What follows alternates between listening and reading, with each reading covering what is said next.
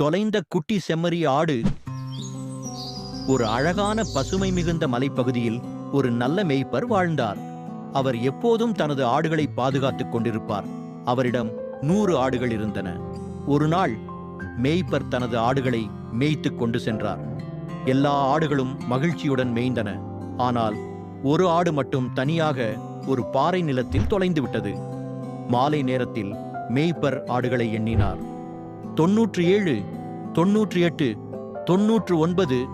ஓ, ஒருவன் காணவில்லை. அவர் உடனே தனது ஊன்றுகோலையும் ஒளிக்கொழுமும் எடுத்துக்கொண்டு காட்டுக்குள் புறப்பட்டார்.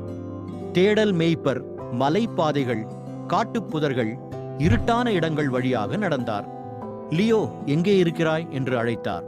சற்றே தூரத்தில் இருந்து மெதுவாக மே மே என்ற சத்தம் கேட்டது. மீட்பு மேய்ப்பர் விரைந்து சென்றார். ஒரு முட்கள் நிறைந்த இடத்தில் அதே குட்டி ஆடு சிக்கி அழுது கொண்டிருந்தது. மேய்ப்பர் அதை மெதுவாக எடுத்தார், தோளில் ஏற்றினார், நெகிழ்ச்சியுடன் சிரித்தார். மீள்வரவு மற்றும் மகிழ்ச்சி. அவர் லியோவை மீட்டெடுத்து மற்ற ஆடுகள் இருக்கும் இடத்திற்கு திரும்பினார்.